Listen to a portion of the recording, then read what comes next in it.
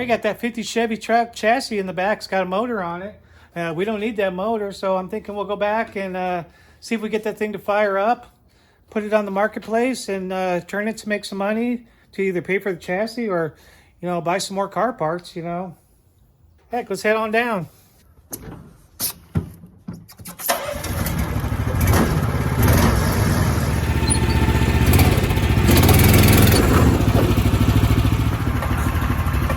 One day we're going to do a burnout. Good God.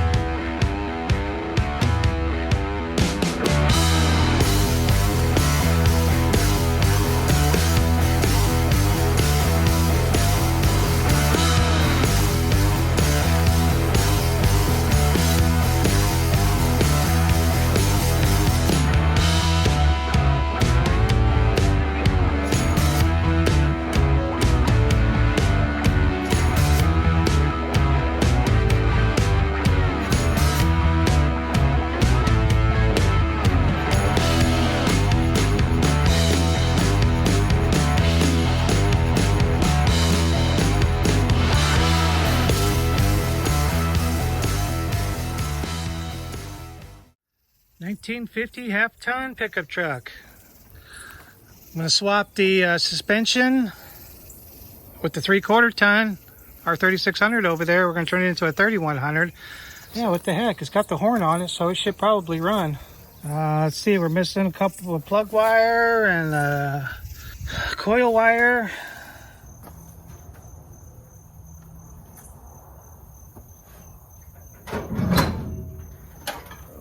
This wire.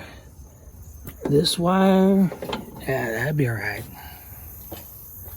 We'll put it back. She turns over. It's definitely been sitting out here for a while. Ooh, pretty dry in there.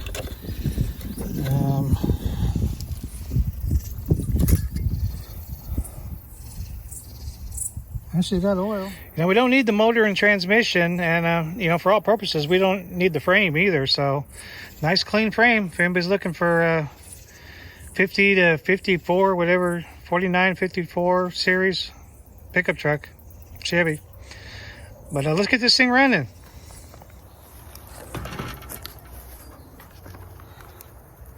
We'll do the twist clean for now.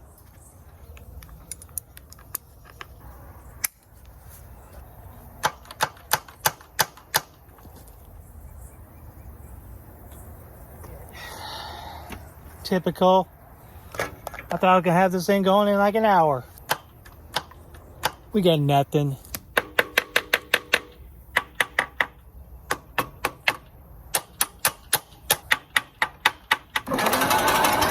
Oh my gosh, can you believe that?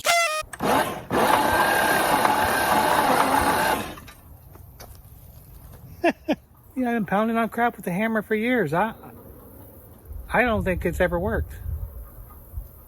Till today. All right, let's check on these points.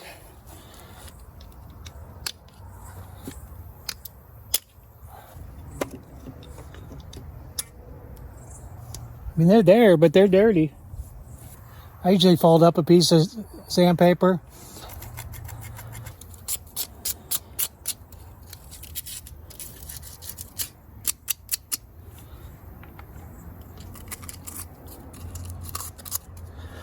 What dauber in there?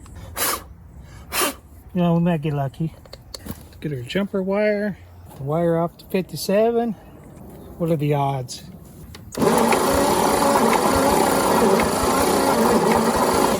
Nothing. All right. We'll have to check the coil. We might do the points a little better. Pull the plugs out.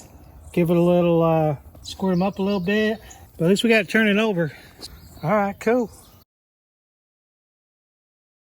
So I'm thinking we'll go find ourselves another coil and see if that works. Hurry up before Gina looks. She's like, what are you stealing out of my truck?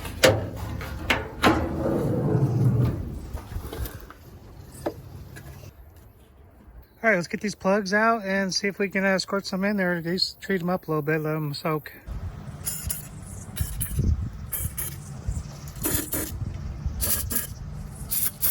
Bullseye.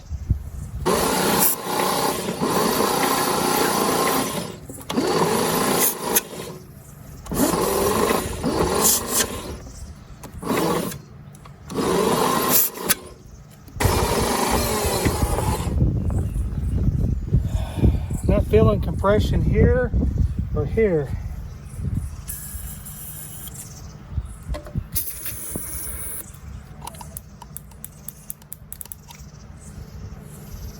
All right, we got spark. It's not sparking over here. I think I just had a bad connection.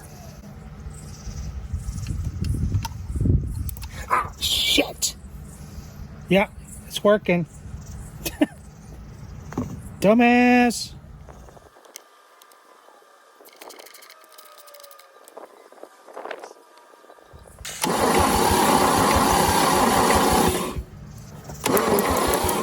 We're getting it to the coil.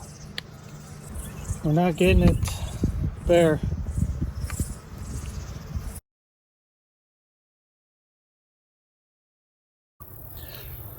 All right, we're getting sparks to the top of the cap and out the wires. So I stopped and got a rotor. I was gonna get a cap too, but for some reason I thought that this cap was different than the ones they were showing me, so I didn't get it. So it's the wrong one. Well, we'll just try to clean all this up better. All right, let's see if we get some spark. Looks like it. Awesome, cool. I guess we'll just shoot some mustard down her throat and see what happens.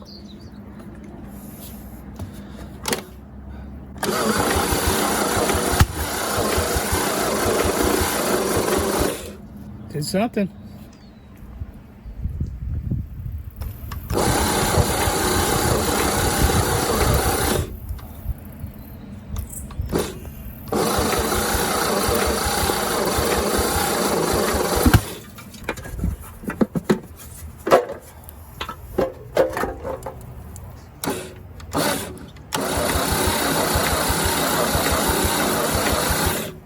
That one's stuck.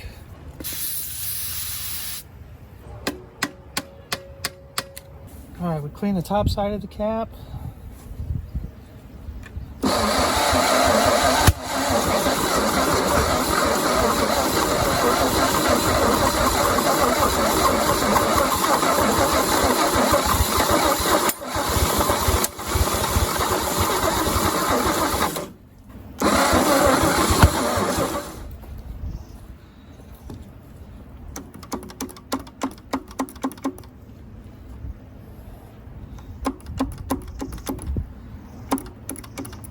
I think she's cooked. All right, well, we're gonna let it cool off a little bit, that starter. We might have just cooked the starter because I can't get it to engage at all.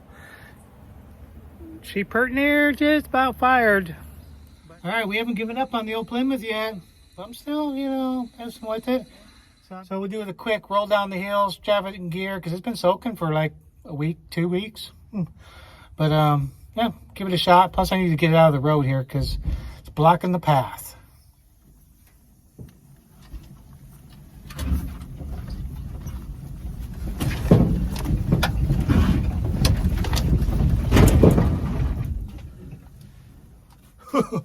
That was a close one. Nothing.